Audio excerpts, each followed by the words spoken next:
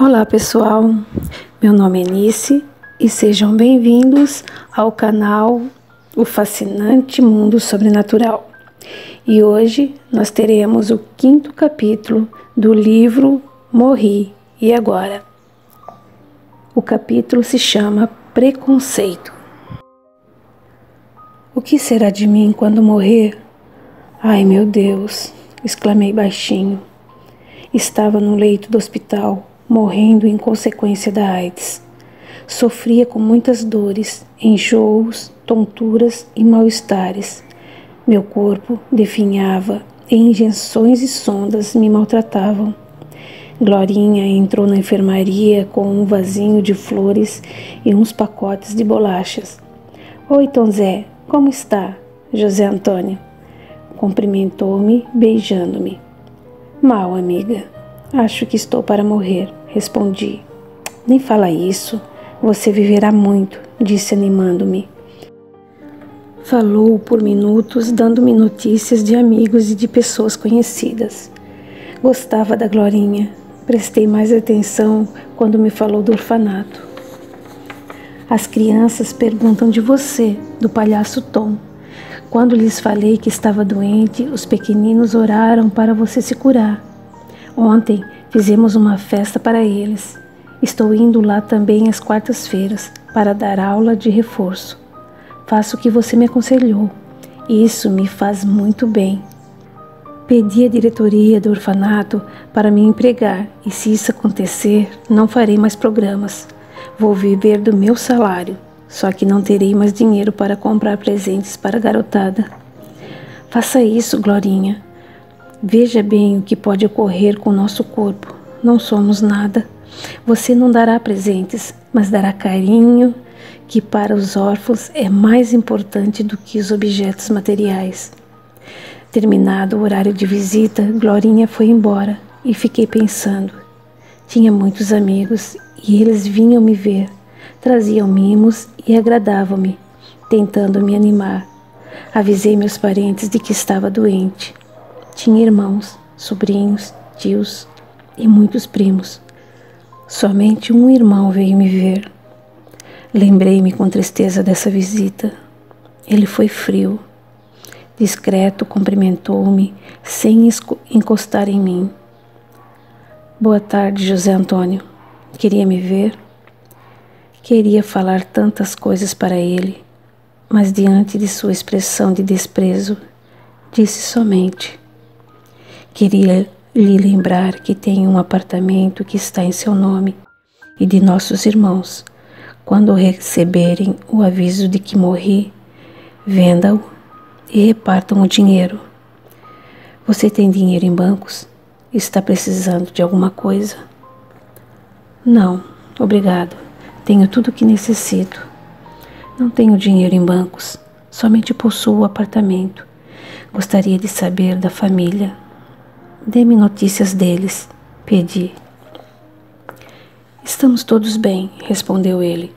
Ainda bem que papai e mamãe estão mortos, para não terem mais essa vergonha de você ser homossexual e saberem que morrerá de AIDS. Virei o rosto e esforcei-me para não chorar. Acho que ele queria me dizer umas verdades, segundo a opinião dele. Mas teve o bom senso de se despedir e ir embora. Não tive mais nenhuma visita da família. A enfermeira veio me medicar. Era atenciosa e delicada. Obrigado, agradeci tentando sorrir. Tratar de você é um prazer, José Antônio. É tão educado e não reclama. Acho que é por isso que tem tantos amigos. Muitos dos meus amigos eram homossexuais, alguns dos quais garotos e garotas de programa. Mas também tinha muita amizade com os companheiros de trabalho, o pessoal do orfanato, os vizinhos e proprietários dos locais em que fazia compras. Não estava com vontade de ler e comecei a pensar na minha vida, em fatos que tinham me acontecido nesses anos. Não gostava de recordar o passado, mas lutei com meus pensamentos e deixei vir as recordações. Homem, não tem essa atitude. Vai levar uns tapas para aprender. Meu pai me deu uma surra e eu não podia chorar para não apanhar mais. Assim foi minha infância. Surras de papai, mamãe e ironia dos meus irmãos e parentes. Você é menino, não é mulher. Ponha isso na cabeça e haja como um homem, pelo amor de Deus. Não nos envergonhe. Não entendia o porquê das agressões. Agia com naturalidade. As surras me levaram a fugir e tentar fazer coisas que meus irmãos e amiguinhos faziam. Mas era um desastre. Não jogava bem os jogos ditos masculinos. Não gostava de brigar e fui me isolando. As meninas gostavam de mim e eu delas, como amigo, mas me era proibido ficar perto delas. Vivi a infância querendo fazer uma coisa e tendo de fazer outra. Percebi que queria ser menina. E como queria! Estava sempre triste e infeliz. Era desprezado em casa e quando recebíamos visitas, tinha de me esconder, ficar no quarto para não envergonhar a família. Na adolescência foi pior. Passei-a isolado. Não podia ter amigas e os garotos corriam de mim. Meus irmãos me detestavam, pois quando brigavam na rua eram chamados de irmãos de marica e outros adjetivos depreciativos. Comecei a orar para Deus me fazer homem mesmo. Então minha mãe me falava: você não deve orar. É uma peste maldita. Sua prece ofende a Deus. Você pertence ao demônio. De tanto me dizer isso, tinha receio de orar e ofender a Deus. Um dia, ao voltar sozinho da escola, ouvi um chamado. Era um moço que se apresentou. Chamava-se Júlio. Convidou-me para tomar um café num barzinho em frente. Enquanto tomávamos o café, ele conversou comigo. Vejo-o sempre sozinho. Não tem amigos? Queria tê-los, mas não posso conversar com as garotas e os meninos fogem de mim. Por quê? Está doente? Perguntou Júlio. Acho que pior que a doença é ser assim. Homossexual? Não sou. Acho que sou somente diferente, respondi, querendo chorar. Entendo. Embora eu não tenha sofrido tanto preconceito, sou como você e muitos outros. Passamos a conversar sempre. Júlio me esperava no bar e ia encontrar com ele quando saía da escola. Ficamos amigos. Um dia, um dos meus irmãos nos viu. Em casa apanhei dele, de mamãe, do papai e fiquei marcado, muito machucado. Deixaram-me de castigo sem alimento. Dias depois, consegui sair de casa quando a mamãe foi fazer compras. Fui ao bar perto de onde morávamos e telefonei para o Júlio. Ele estava preocupado comigo e me convidou a ir morar com ele. Fugi. O que me levou a sair de casa foi que, sem ter culpa, eu era a vergonha da família.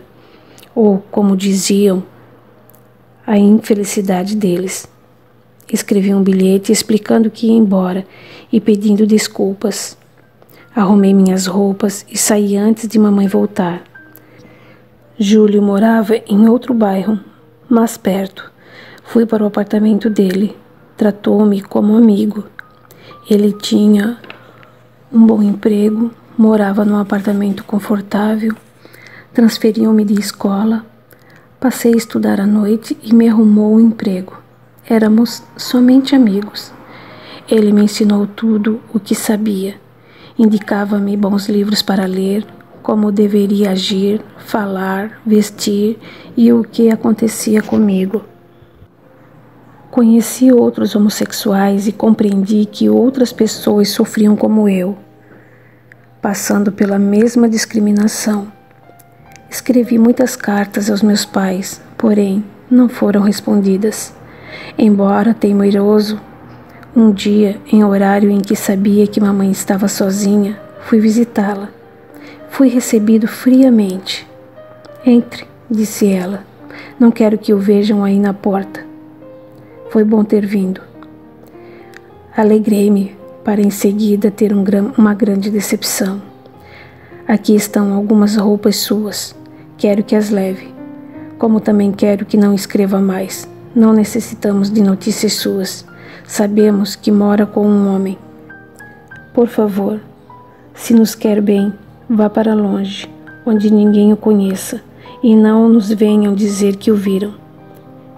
Quis dizer a ela que nada fizera de errado, porém, diante de seu olhar rancoroso e frio, nada disse, e mamãe continuou a falar. Você, José Antônio, é um perdido. Vai morrer e ir para o inferno.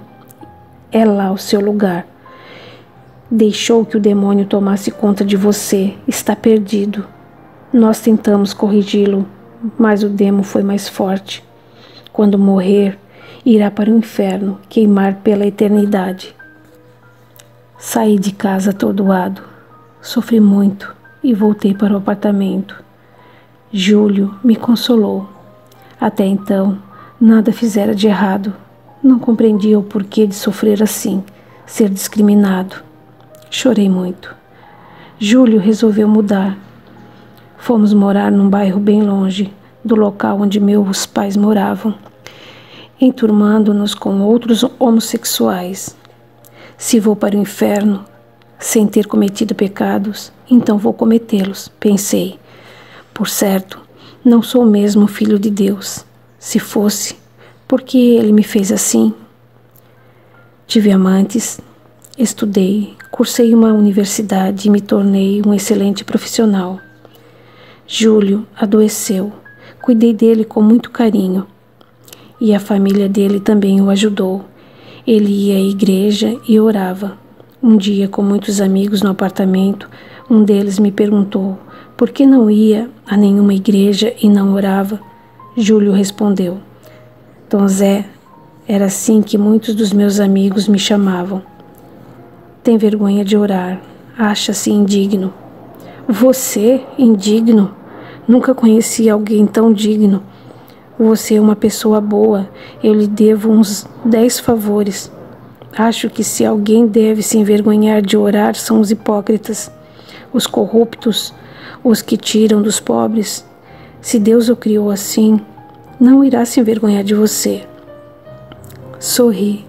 Com o dinheiro honesto do meu trabalho, comprei um ótimo apartamento, para o qual Júlio e eu nos mudamos. Foi também nessa época que amigos me convidaram para visitar um orfanato. Aquelas crianças sem afeto me comoveram. Passei a visitá-las. Vestia-me de palhaço para alegrá-las. Tornei-me um voluntário. Aprendi a disfarçar meu jeito feminino. Não queria ser, na minha opinião, mau exemplo. Era bem remunerado. Do meu ordenado pagava nossas despesas, pois não quis que Júlio trabalhasse mais, e o restante doava para o orfanato. Júlio morreu. Foi muito triste nossa separação. No local em que eu trabalhava, encontrei com um ex-vizinho, cujos pais ainda moravam perto dos meus. Ele me deu notícias. Meus irmãos haviam se casado. Meus pais, já velhos, estavam doentes e necessitados de dinheiro. Resolvi visitá-los. Receberam-me friamente. Ofereci ajuda. Trabalho, meu pai. Sou honesto e bom profissional. Se não é dinheiro do pecado, aceito. Mas não venha aqui, mande pelo banco. E assim fiz, até que morreram. Apaixonei-me. Tive então um relacionamento sério. Ele era como eu, honesto, caridoso, trabalhador, e ia comigo ao orfanato. Descobrimos que éramos soropositivos. Ele adoeceu e eu cuidei dele até quando piorou, e sua mãe o levou para a casa dela. Essa senhora bondosa me tratava bem. Ele sofreu muito e depois morreu. Senti-me muito sozinho e não tive mais nenhum relacionamento. Dediquei-me ainda mais às crianças do orfanato. Elas me amavam. Fiz coisas boas também. Não fui somente ruim. Falei baixinho. José Antônio trouxe uma pessoa para vê-lo. falou uma enfermeira sorrindo e me apresentando a visita. Este é o Padre Luiz e esse é o nosso paciente favorito. Boa tarde. O padre me cumprimentou sorrindo. Respondi baixinho e abaixei a cabeça envergonhado. A enfermeira afastou-se. Após me perguntar como estava, a que respondi com monossílabos, ele me indagou. Não gostou da minha visita? Estou incomodando-o? Senti-me envergonhado diante da presença de um sacerdote, pois achava que era um representante de Deus na terra. Como não respondi, ele falou: não se envergonhe por estar doente, mas tenho AIDS e adquiri pela minha homossexualidade. Não vejo nada de errado em ser homossexual, disse ele. Mas tive parceiros. Não acha que já pagou por esse erro? Você está sofrendo.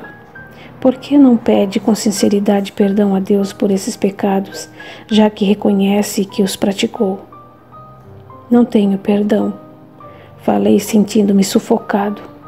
Deus perdoa sempre. Agiu por acaso pior que um homicida ou ladrão? Forçou alguém a ter relações com você? Não, Senhor, isso eu não fiz. Pode ter certeza que Deus o entenderá, falou o padre com convicção.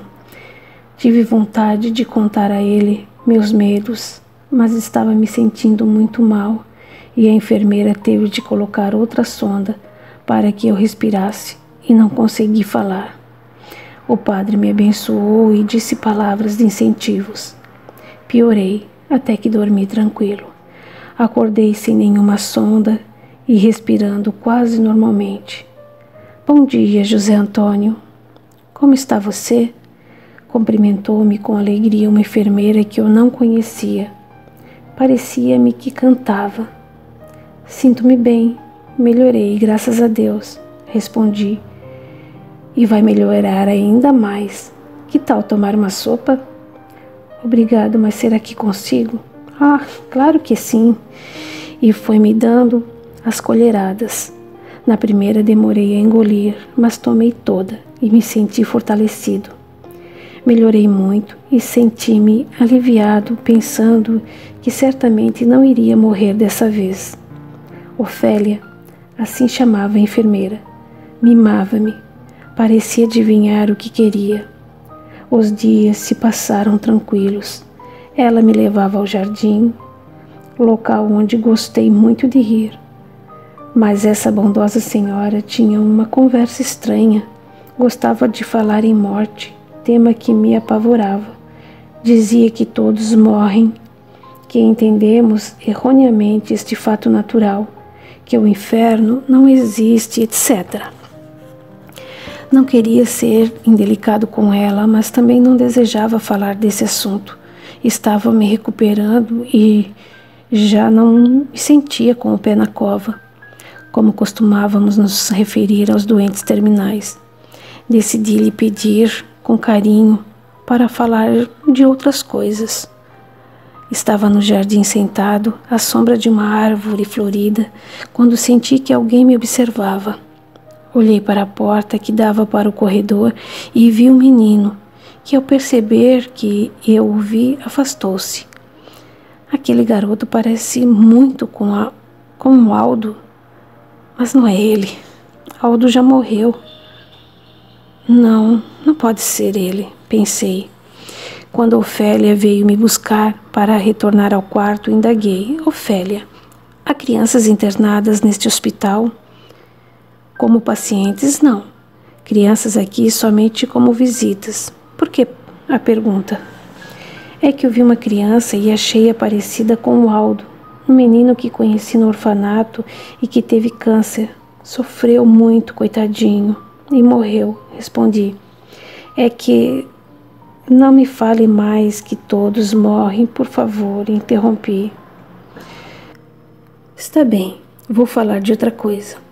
José Antônio, o que você faria para alguém que ajudou carinhosamente pessoas que você ama muito? Seria muito grato a ela, e se pudesse ajudá-la, faria com todo carinho e amor. Pois faço isso, disse Ofélia. Faz? Sim, a você. Como se não a conheço? Perguntei curioso. Você ajudou meus filhos, Rogério e Aninha. Lembra-se deles? Lembrei-me. Rogério e Aninha eram internos no orfanato, 2 irmãos que se queriam muito. Sim, eu era amigo deles, incentivei-os a estudar, paguei para eles cursos de inglês, computação e profissionalizante. Quando o Rogério fez 18 anos, aluguei um apartamento pequeno para os 2. Eles saíram do orfanato, continuaram a estudar e foram trabalhar. São excelentes pessoas, deram valor ao que receberam.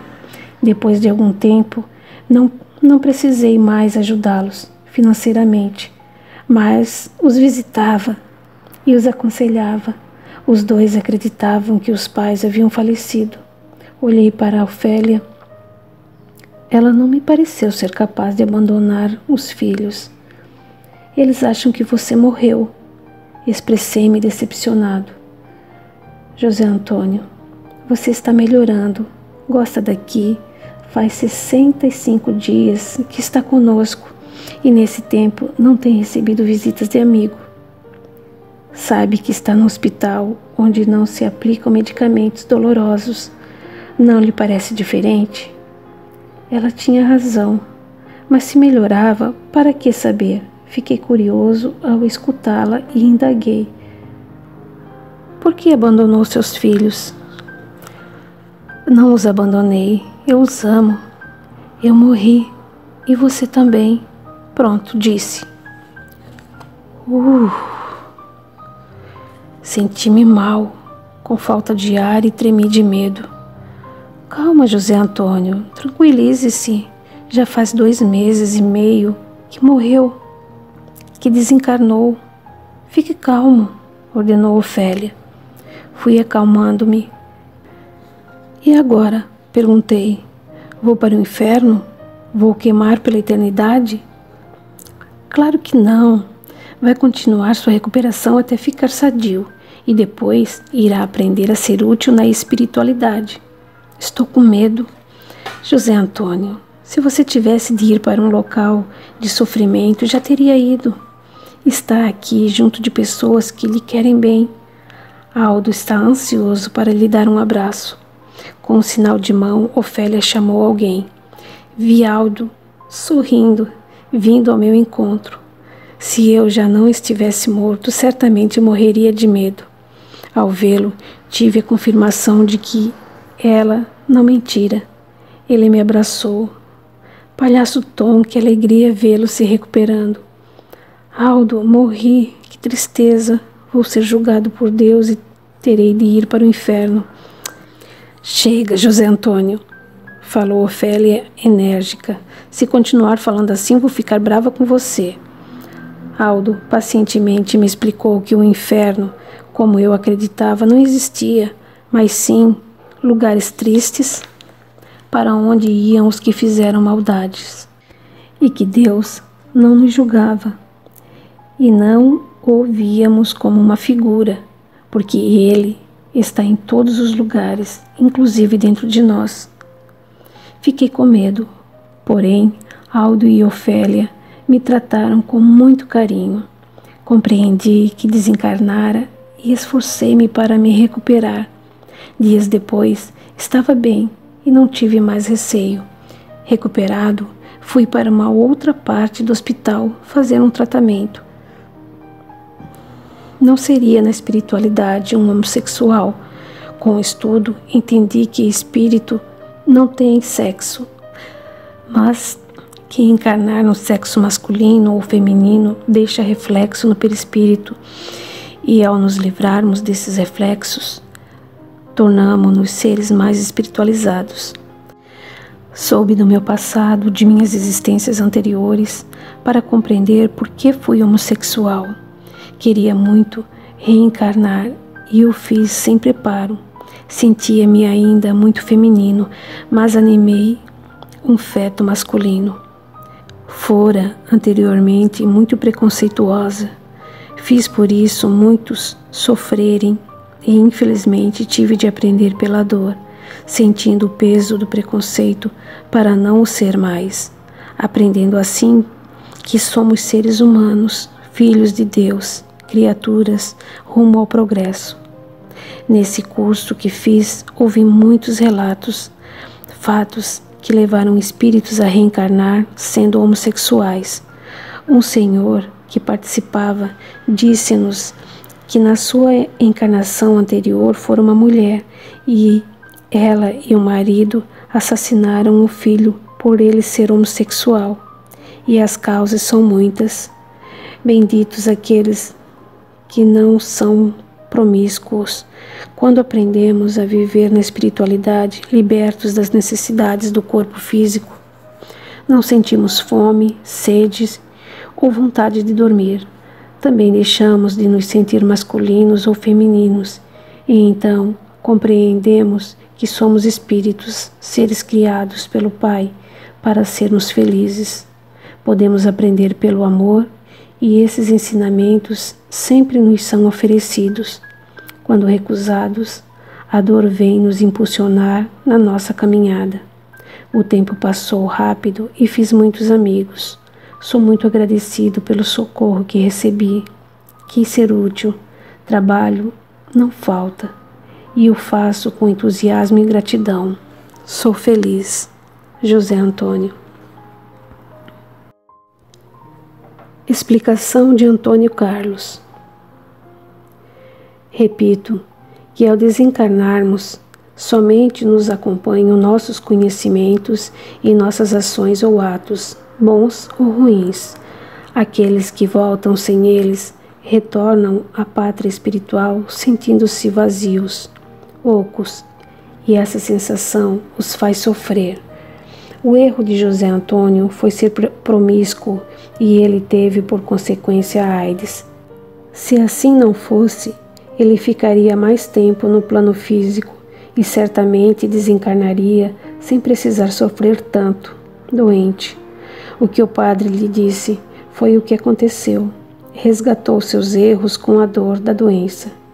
Promíscuos são todos os que abusam do sexo, sejam homens ou mulheres. José Antônio sofreu com preconceito muito mais do que nos narrou. Preconceituosas são pessoas que não veem uma trave nos seus olhos, mas veem bem no do outro. Atiram pedras, esquecendo-se de que também têm vícios e pecam. Esse convidado fez amigos, colecionou obrigado, e Deus lhe pague. Muitos que se sentiram beneficiados por ele foram sinceramente gratos e, quando ele necessitou, retribuíram. As crianças do orfanato oraram por ele. Orações com gratidão produzem uma energia benéfica maravilhosa. Ofélia, uma mãe grata, tratou-o como filho do coração. Nesse relato, fica claro que a amizade é um tesouro e que o amor cobre multidões de pecados. Mesmo sem pedir socorro, ele foi socorrido. Outros pediram por ele, que fez por merecer. A amizade sustenta-se com compreensão e tolerância, e a fortalecemos quando fizemos aos amigos o bem, carinhosa e espontaneamente, o que às vezes nem notamos. Que bem precioso é a amizade!